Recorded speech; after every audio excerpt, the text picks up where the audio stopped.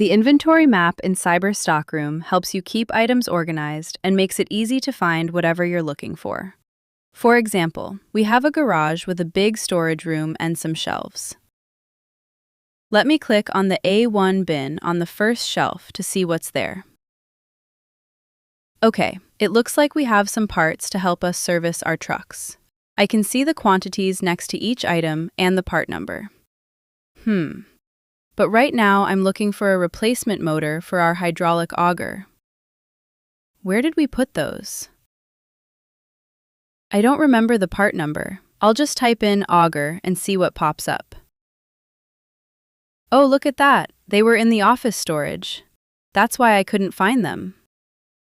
Okay, great. I'll go pick those up in a minute. But first, my manager asked me to check what length concrete hoses we have for the job this week. Let me search for concrete across all our products up here. There we go.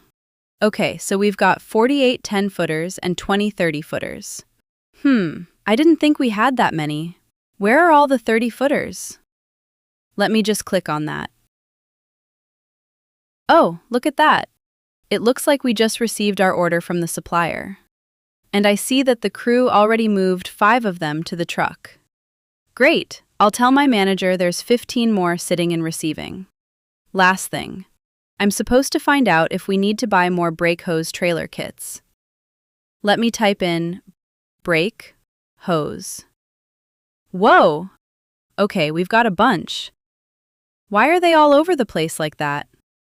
We better organize them together, or else we'll just keep buying more. Alright, I'm all set. Follow me to the next video, and I'll show you how to check things into the map.